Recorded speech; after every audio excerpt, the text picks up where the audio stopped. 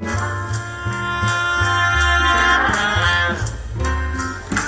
talk about life. Let's have a little conversation. Let's talk about life. Let's learn a little information. Let's talk about life. And let's talk about life.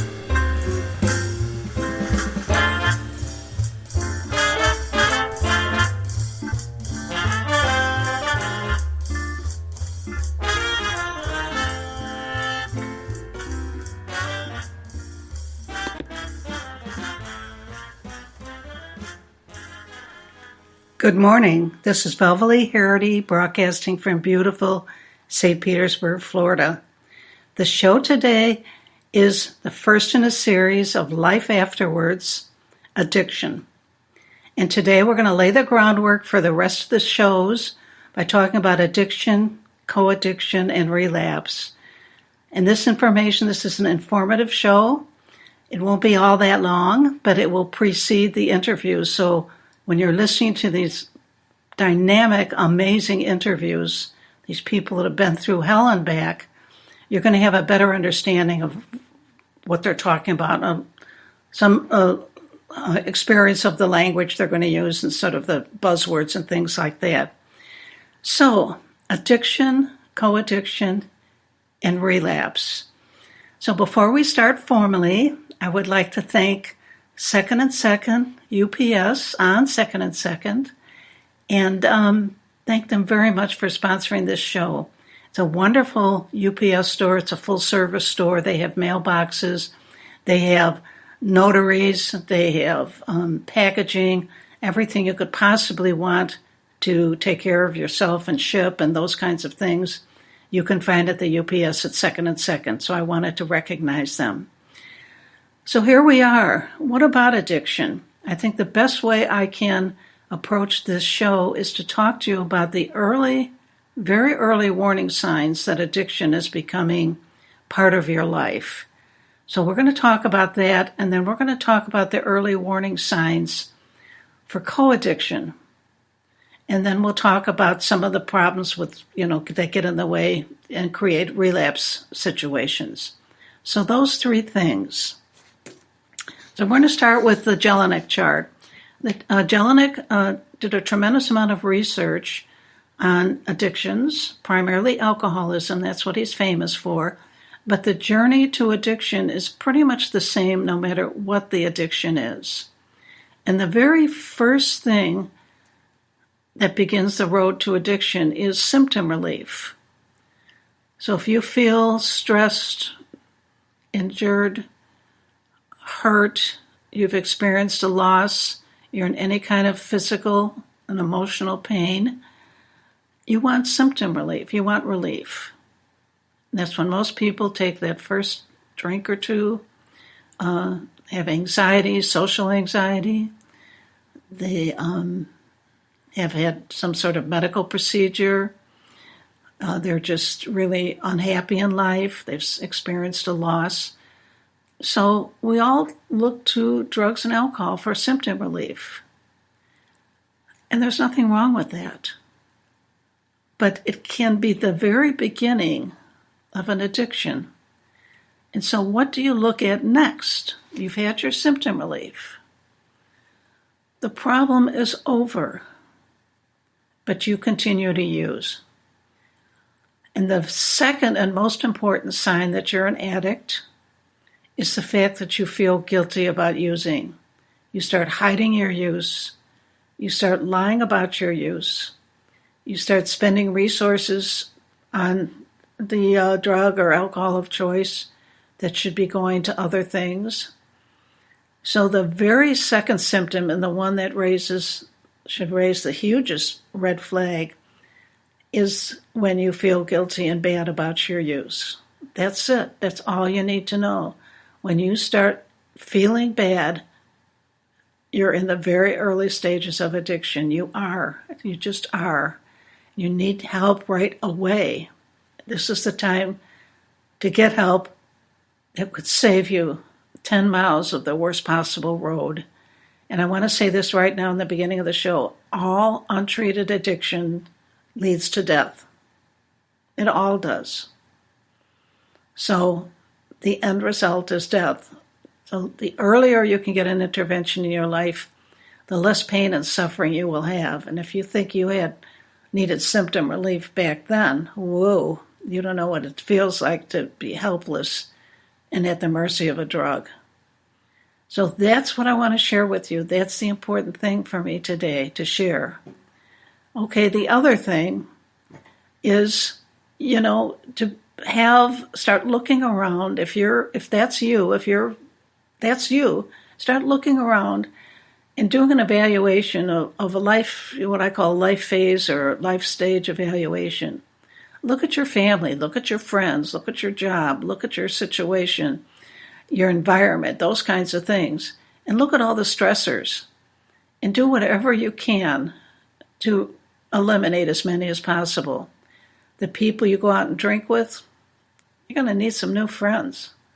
I'm not saying rush off to a 12-step program, but if you're serious about not using your drug of choice or alcohol, you need to make some fundamental shifts in your life. You need to give yourself a chance.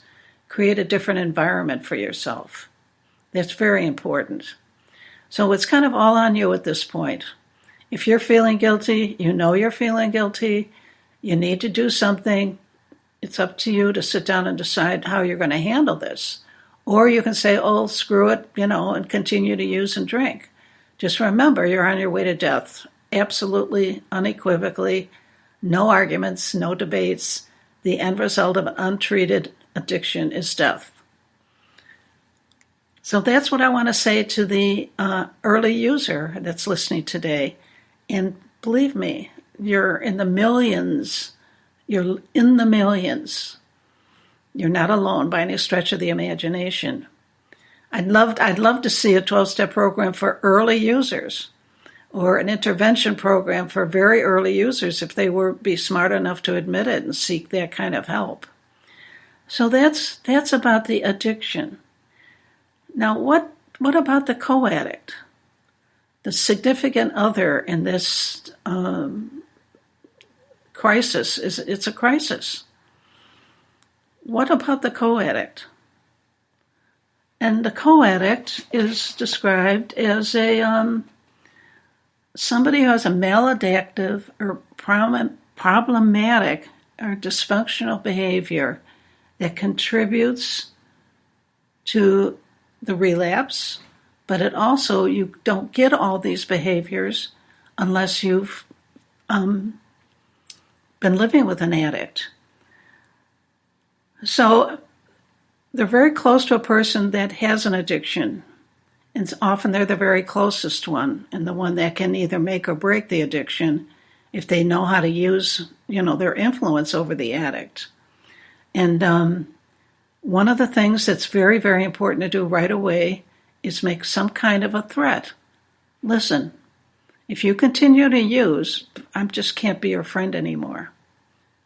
If you continue to use, I'm leaving you. Or if you continue to use, but you have to make a hardcore threat in order to start the intervention. And it has to be followed through on, so be careful what you threaten.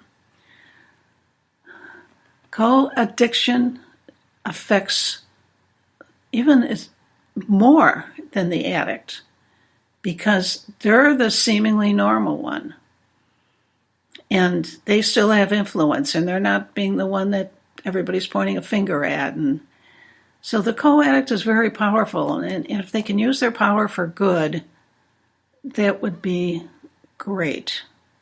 The problem with the co-addict is they're living and close to an addict, and the addict has gotten very clever about deflecting blame. And often when I worked with families in Chicago for 25 years, I hear, I think I'm going crazy. I feel like I'm going crazy. And then you go into the story of all this, and sure enough, every time they tried to make a difference in the addict's behavior, they were told they were crazy, they didn't know what they were talking about, they're the ones with the problem. It's like, it's an actual script. It's just the same words everywhere. You're crazy. You don't know what you're talking about. You're the one that needs help. And those three phrases are very, very common. And the moment you hear them, that's the moment when you put the heat on. Because say, listen, you're the addict, not me. You're the one that's having a problem, not me. Don't blame this on me. This is about you, not me. Don't let the guilt and the blame be deflected on you. Because that if you do, you're the primary enabler, and you're doing a great disservice to the addict, yourself, your family system, your life. So that's very important. There's a lot of things that the co-addict can do. I suggest reading a lot of books. There's a number of books. Codependent No More is a good one to start. A lot of the books are written about alcoholism, but you can just, the addiction is a great substitute word, because addiction and alcoholism, they both take the same journey. They both lead to death. They both lead to denial. They both lead to pain and suffering and misery and loss and heartbreak. There's not one good thing about it, not one. So you just have to make sure that you hold your ground. Hold your ground with an addict, and don't let them manipulate you into thinking you're crazy. And that's very important too. So what about relapse prevention? Well, relapse prevention takes a lot of forms. But why do we relapse?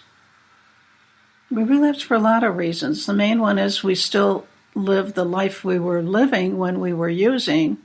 We don't make the necessary changes, so the pressure is on. You have to get out of that environment in some way, shape, or form. It's your life's at stake. You have to keep thinking that way. It may not happen right away, but trust me, it will happen. So how do you make the changes in your life? Remember, we're talking to those that are in early stage. How do you make the change? What do you do? Where do you go for help? There's books there too. There's a lot of books. A good one is Under the Influence by Milam and Ketchum, Milam, Ketchum. It explains the whole addictive process. Addiction, we all know now, is a disease. And there are now there's doctors that take special training to treat the disease of addiction. And so, if you find that you can't manage, you're going to need help from professionals, you go find a professional that knows what they're doing. And it's very important that you do that. Some of the professionals I know haven't been effective because they don't have enough training to know exactly what they're in for when they're dealing with an addictive client. And that includes the medical profession too. They don't get a lot of training. And by the time the addict lands, into a professional office, they're pretty clever. They're pretty smart. They know how to manipulate and use people to get to their ends. So you've got to be really on the ball. You have to know your clinical material to do an effective intervention. So the co-addict can be in a helping profession too. They can treat the addict with other drugs, believe it or not. Medication seems to be the great be-all, end-all in our culture these days. It's kind of sad. But between the medical community losing their ethics and the pharmacy companies obsessed with greed, that it's hard. It's really hard to get away from drugs and alcohol these days. Very hard. So the people we would go to for help don't seem to be very helpful. they're just interested, many of them, not all of them, of course, interested in prescribing, and it's the one addiction they all have is they're addicted to money, and they can't seem to break that addiction, and so we're at their mercy. So be very careful who you become involved with. What you can do as a co-addict is you can be more confrontational with your friends. Now, it's going to backfire. I know it. I've done it too many times to know that it won't backfire. But somebody has to be the first one to say, hey, I'm worried about your drinking. Hey, I'm worried about your using. Hey, I'm worried about, whatever. And say, I'm really worried about you. I see that you're on your third martini. Not good. But it's very difficult to do that. And it always backfires, trust me, I've done it. But you know what? Somebody has to be first. Because trust me, you will be first, but you certainly won't be last. Because addiction is progressive in nature. It's very progressive. It doesn't go backwards, it just goes forwards. And there's going to be another person says something down the road. So don't worry about being the only one, but be happy that you're the first one. And another thing, that there's a paradox here. The last person I confronted never spoke to me again. And years later, I found out that they just drained everybody in their life. They drained the family fortune. They drained, all the resources. And they died a horrible death. And it was terrible. I'm going to admit this. I was glad I wasn't part of that. I tried to make a difference. They got very angry. And that was the end of my friendship. But look at what happened. Obviously, and that's the problem, by the way, with people that have money, an income that can support an addictive lifestyle without consequences. There are consequences because money can buy anybody off. Oh, I get sad just thinking about that. So the addicted system, the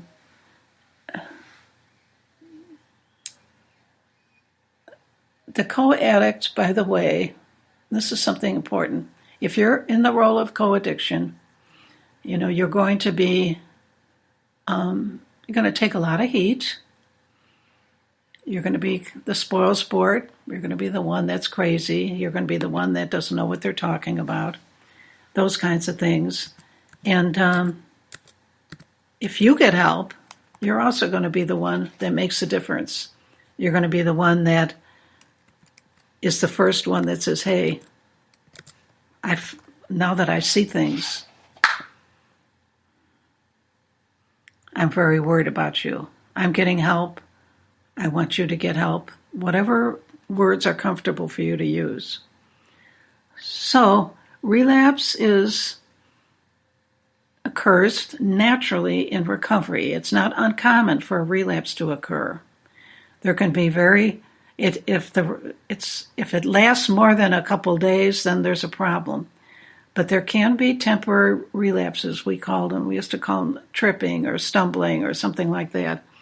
But relapse occurs more frequently if the people around the addict are enablers, if they don't get the proper treatment from a professional, if their idea of recovery is going the white knuckle route and doing it alone, and we call that one-dimensional recovery. So that's common. I think that's pretty much it. You're going to hear next week, I'm sorry, I misspoke, you're going to hear tomorrow about the family system. It's a fabulous broadcast. A mother and a daughter are coming on the show to talk about addiction in the family system and what it was like, how they lived through it, what they did about it, how they had to look at their own enabling.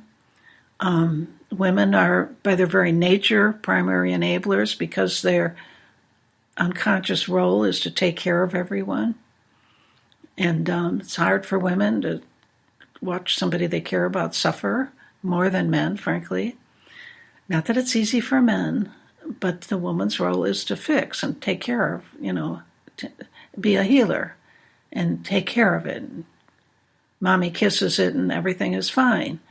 So you have to be strong, women. You have to be very, very strong. So that's basically the groundwork I wanted to lay. I wanted to let people know that you can have a very early intervention. You know what to look for the moment you start feeling guilty, feeling like you have to lie about your use, cover it up, sneak around. You're already addicted, but it's very early, and that's a great time to get an intervention. For the co-addict, it's almost the same thing. You stay out of denial, do your concerned, but act and have consequences. And don't allow the addiction to continue in your presence. And you mustn't. It's very important that you don't become the primary enabler.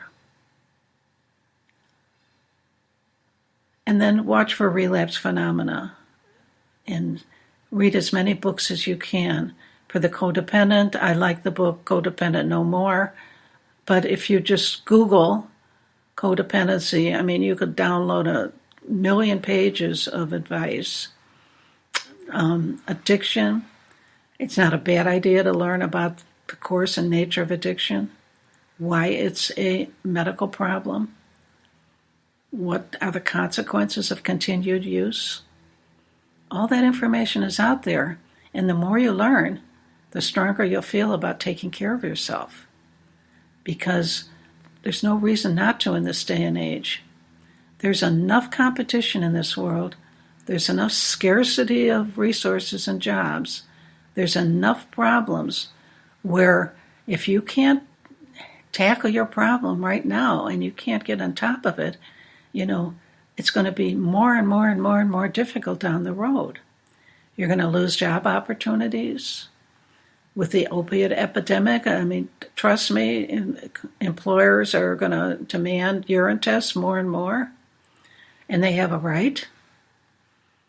So think about the consequences before their consequences come and, you land on your ass and you're down and out. I'm very committed to helping people.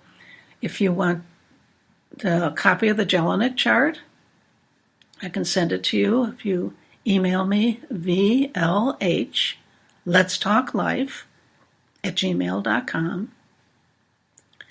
And if you have any questions for the rest of my shows, if you want to be on one of the shows to talk about your life after addiction or the life after addiction as a co-addict, I welcome you to call me, reach out via email, vlh letstalklife@gmail.com, and we'll do a pre-interview and see if that's something that's going to work for both of us. Tomorrow, a mother and her daughter have the most amazing stories about dealing with somebody they loved deeply who became addicted, and what are the first signs that they noticed. And one of the very first signs, I think you can, if you've got teenagers and you're listening, is an abrupt change in mood and a withdrawal from the family system. Now, I know I can just see everybody rolling their eyes. Oh, that's just all teens do that. Well, it's a matter of degree. They don't all do that. And so one of the huge denial statements I hear from parents from addicted children is, oh, they were just teenagers. It was just, a growing phase. That's all bullshit. Trust me, it is. And you'll see, you'll learn.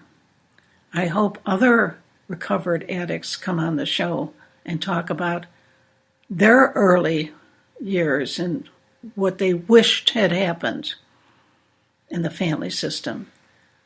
But it's very important to pay attention to those very early signs. It's okay to be an obnoxious, nosy parent. In this day and age, you have to be. So I would pay very close attention to sudden mood changes, isolating from the family, disengaging from family activities. Just pay attention. Life is about paying attention. So that's the end of this show. And I urge you to listen tomorrow to Let's Talk Life, Life After Addiction, the mother and daughter talking about the one they love who became addicted. Thank you for listening. I hope this was helpful. I'll going off the air. Thank you, UPS at Second and Second, for being such great sponsors. I love you guys. Thank you.